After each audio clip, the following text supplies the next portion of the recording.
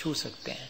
होता यह है कि हम लोग विचार कर लेते हैं, लेकिन उन विचारों के अनुरूप अपने जीवन में उनका क्रियान्वयन नहीं कर पाते।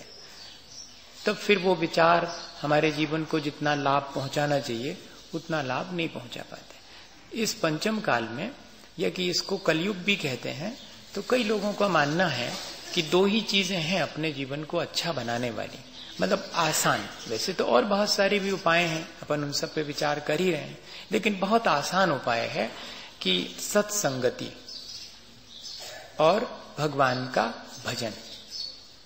ये दो चीजें ऐसी हैं, इतनी आसान है। आप माला फेरने बैठो, कितनी देर, घंटे भर उगता जाएंगे।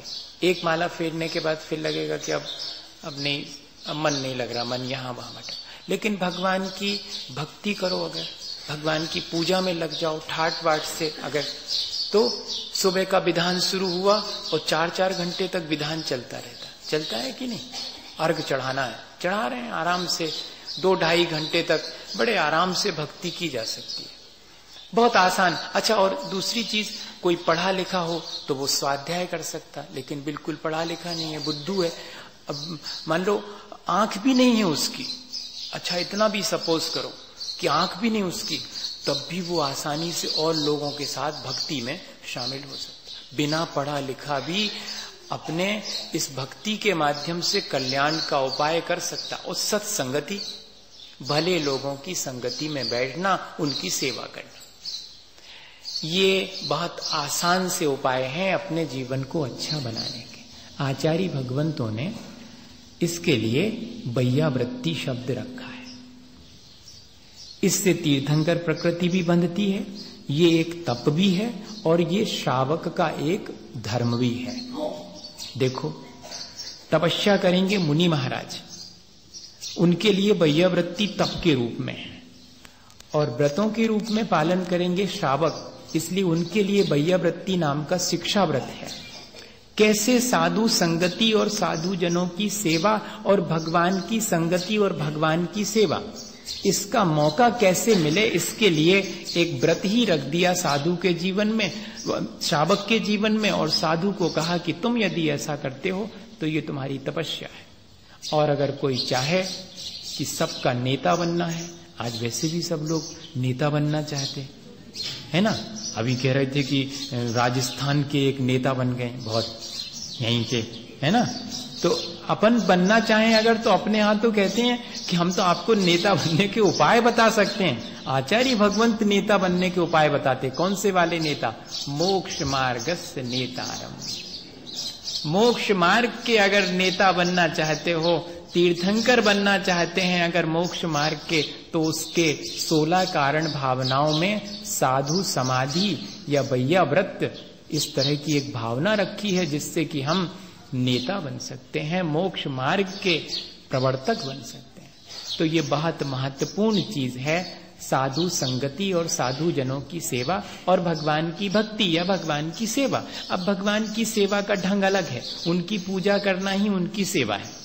इसलिए आचार्य समंतभद्र स्वामी के चरणों में बैठो तो वो कहते हैं दानम पूजा, ये जो है वैयाव्रत ही है।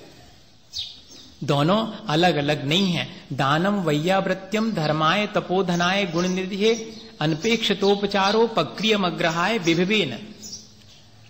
आप 4 प्रकार का दान दो और साधु जनों की सेवा करो, यही श्रावक के लिए वैयाव्रत नाम का व्रत है। ये उसे व्रत की तरह, संकल्प की तरह, कि मैं तो यह संकल्प लेता हूं जीवन भर साधु जनों की, सज्जनों की सेवा करूंगा और उनके द्वारा अपने जीवन को अच्छा बनाने की शिक्षा ग्रहण करूंगा।